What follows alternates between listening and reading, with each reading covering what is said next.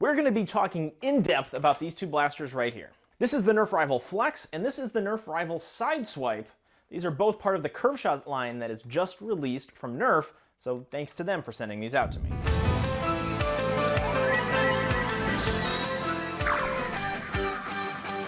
The big thing about these blasters is that there's a hop-up on the barrel that you're able to adjust into 4 different positions. Standard up, right, left, down. If you want to get fancy, you can actually leave it in an unlocked position, but then your shots just kind of go wild. So before we get any further into this, I want to show you some footage of me firing the Sideswipe into the snow so you get an idea of what the curve on this looks like. It was immediately clear this is more than just a gimmick. I really like this feature on these blasters, and I hope to see it again in the future. As you can see, that's actually really impressive. Now, let's get into my impressions of these blasters. We'll start with the Rival Flex here because it's the smallest blaster, and it also closely reminds me of the Nerf Rival Knockout from last year. A couple things I really like about the Rival Flex is that it simplifies the knockout. It actually removes one of the steps to loading it. Pulling down on the handle here allows the breech to open as well as primes the blaster. You still have to press in the barrel to seal the breech, but after that you're able to adjust and fire. Another thing I really like about this blaster is even though it is a single fire blaster, you not only have one side of dart storage here, on the other side you have 4 corresponding dart storage spots here as well. If you're wondering, the curve on this actually works fairly well, better than you would think. And one of my favorite spots is the down position so that you can really put some downspin on the ball so that you might be able to plink somebody on the head if they're hiding behind cover. Sideswipe here is probably one of my favorite blasters so far this year, and there have been quite a few blasters that have released in the beginning of 2021. The first thing I like about it is the design. It does look like a Rival blaster, however, because the name Curve Shot, there are some curves to the blaster that kind of give it this whole cohesive aesthetic that I really like. And the orange reminds me of the old Gear Up line. They were really clever as to where the internal magazine is. It's actually on the curve and the hand grip of the blaster itself here. And if you've noticed that this little peak feature here is similar to the Rival Finisher magazine.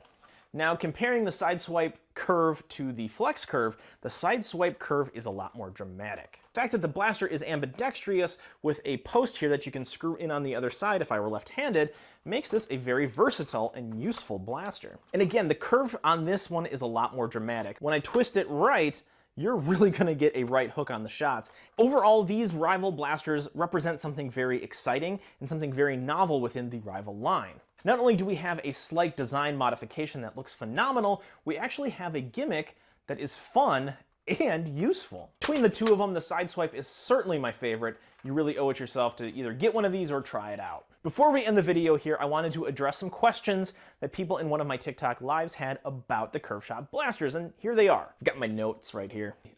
Does the shot slow down when it's curved? I don't have a chronograph, nor do I have a way that I could think of to test the curve of the shot and if it would just slow down. I mean, a couple things are going to affect the perception of the power behind the blaster. If you leave it in the up position, you're going to notice just standard Rival performance. Once you start locking the barrel in different positions, especially the down position, you'll notice that it might not feel as far because you're actually adjusting the trajectory of the shot, not necessarily the speed of it. The speed that it goes out the barrel is the speed that it goes out the barrel.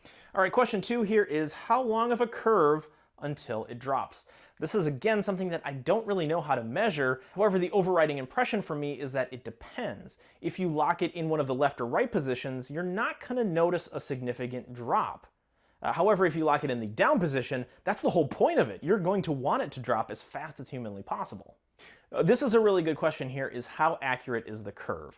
And you are able to greatly influence the curve of the blaster, but I wouldn't say that it is accurate. You won't be able to precisely predict how far of a right hook you're going to get, and it really comes down to this. It's the ammo that you use. Because each of the ammo has a seam down the center and different markings on it, it will be influenced by the hop-up, but based on where it hits on the ammo itself will influence the accuracy of the shot. All right, this one comes from Foam from Above. He's asking, can you sharpen the curve by swinging your arm? So I'm guessing he wants me to go full Angelina Jolie in Wanted.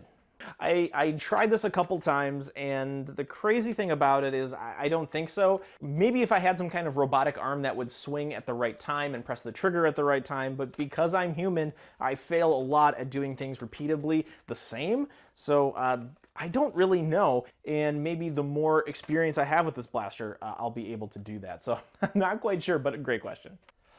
So that's it. That's everything I have for today. If you like what you saw with these blasters, let me know which one is your favorite in the comment section below. And while you're at it, if you haven't already, please consider subscribing, because we're going to have a lot more fun here on YouTube this year. Thanks for watching. We'll see you later.